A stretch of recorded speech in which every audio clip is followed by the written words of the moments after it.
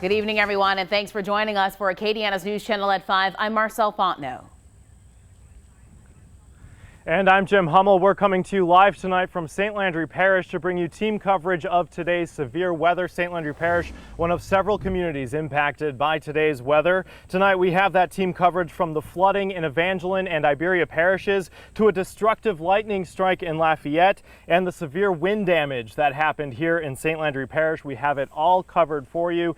And I'm coming to you live tonight between Port Barre and the town of Washington. A sign of some of that destruction right behind me, a tin roof from someone's house that was just ripped off in today's weather. Here's a look at that house and take a look at the roof. It's a little deceiving. You might see that little indent up there on the tin roof, but photojournalist Blake Blanchard is going to walk with me around the back of the property. I spoke with Miss Rose Johnson, who was inside this house when those high winds came through earlier today. She had no idea what was going on, but look, that's the back end of her house. That's where that tin roof was just ripped off in those high winds. Miss Johnson says she was in her bedroom. The rain started coming in from the ceiling. She had no idea what to do, so she stayed put, and that's likely what saved her life. She is safe tonight and going to be staying with some family members tonight because, again, half of her roof is off her house. This is just one of several stories we're hearing tonight from here in St. Landry Parish. Katie Easter is reporting from the town of Washington tonight, where some families have no place to stay tonight. Katie.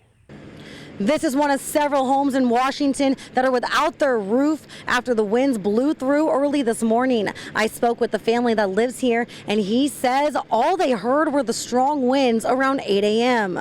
Ricky Hayes allowed us to look inside of his home. He says when they woke up, his wife heard water dripping in the kitchen. It was later when he noticed more daylight inside than usual. Pieces of the ceiling began to fall in the kitchen and back bedroom. While we were inside, more pieces fell. The bedroom where Hicks and his wife sleep left untouched by the winds. Someone space that nothing get wet, and out of everything, the tissue paper holder was dry after all the ceiling fell. It's amazing, but thank God nothing else happened. The family was able to pack up within several hours and leave. They tell me they're grateful nobody was injured. In Washington, Katie Easter, KTC TV3. In most other parts of Acadiana, water was the big issue, including localized street flooding in Iberia Parish. That's where Brianna Aldridge tonight continues our team coverage. New Iberia saw its strongest winds early Tuesday morning, coming at 53 miles per hour. But now that the winds have calmed down, it's the flooding that remains a problem for the city. Like the main highways, Walmart near Amador, Main Street. These are just a few on the list that are notorious for flooding in the area. New Iberia Public Works districts are being split among 6 different groups and have sent crews to address the sections in most need of drainage. Basically what we're doing right now, we're just preparing the drains and everything, getting them unclogged just so the water could drain properly. So we won't have no big floods in the middle of the road and everything. The city workers say the main office is used to high volume calls when storms come through, but are working to make the roads as safe as possible. A lot of people complain about the drains being stopped up, so we come out and we do the best we can. Currently, there are no roads being blocked off because of flooding, but if you take a look at the road behind me, which is Hacker Street, there's a lot of streets in residential areas that look like this, and drivers should take extra precaution when driving through town. Reporting in New Iberia, Brianna Aldridge, KTC TV3. And from Iberia Parish to Evangeline Parish now, where the city of Ville Platte is drying out after some floodwaters there today. Kendria LaFleur picks up the story. The water is gone now, but some people who live nearby believe this is part of a larger issue. They say drainage has become a problem in the area.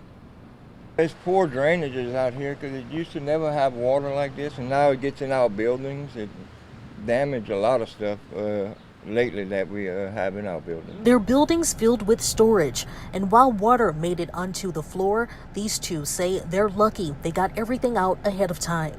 The water gets in and damages our stuff every time it has a good rain. We're having to put up barricades up higher against windows even that are low to the ground to stop the water from coming into the buildings, even into homes I've seen. While everything inside of the building was okay, this go round, they're hoping to see a change in the future. The drainage is very poor out here right now. I don't know, they need to do something about it if they could. would help all the residents around here. We reached out to Ville Platte's mayor. She tells us the city is always cleaning up the drainage and manholes, especially when they know bad weather is coming. She also says when a lot of rain comes down in a short amount of time, flooding will happen no matter what you do. Reporting in Evangeline Parish, Kendra LaFleur, KATC TV3.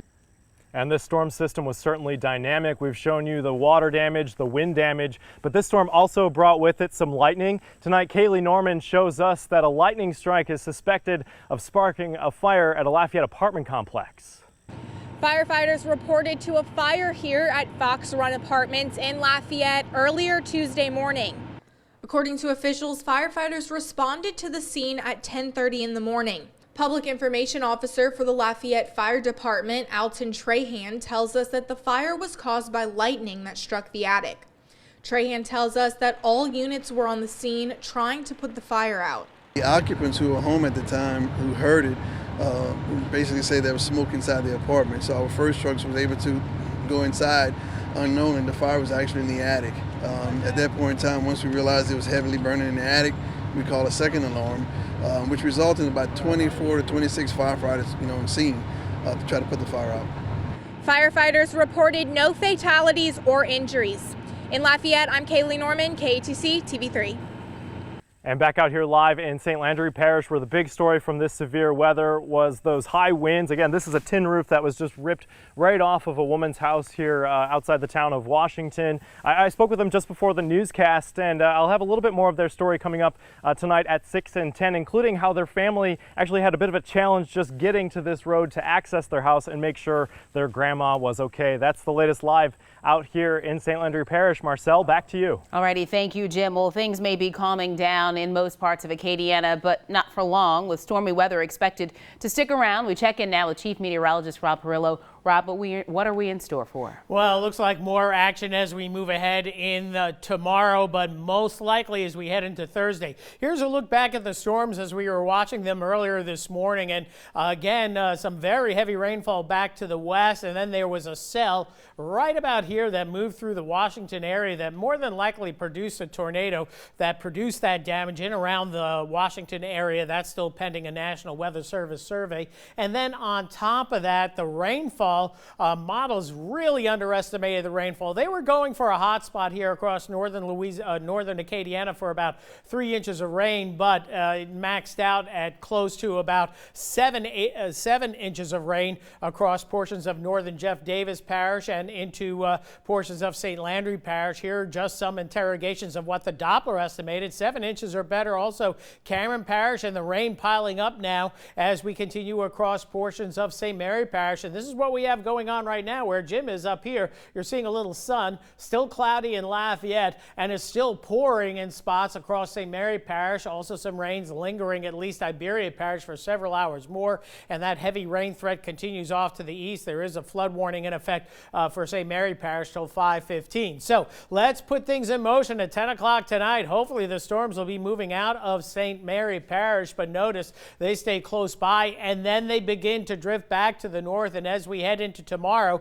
we're going to see scattered showers. Doesn't look like a whole lot, but then as the afternoon and evening wears on, those storms could get a little bit stronger, especially northern portions of Acadiana. Then we quiet down tomorrow night, early Thursday, but Thursday another story with the severe weather dynamics strengthening. We'll talk more about that in the main weathercast. So tonight, rain chances down into the 40% range, 30% early tomorrow, 70% for tomorrow afternoon into early tomorrow evening. Temperatures once again holding steady where they are right now, low to mid 60s, and then tomorrow mid to upper 70s. And as mentioned, the severe weather threat on the increase as we head into Thursday. Could be a tornado outbreak into Mississippi as well. We'll have the full details coming up in just a few short minutes. Alrighty, thank you, Robin. For the latest weather updates, download the KATC weather app or visit KATC.com.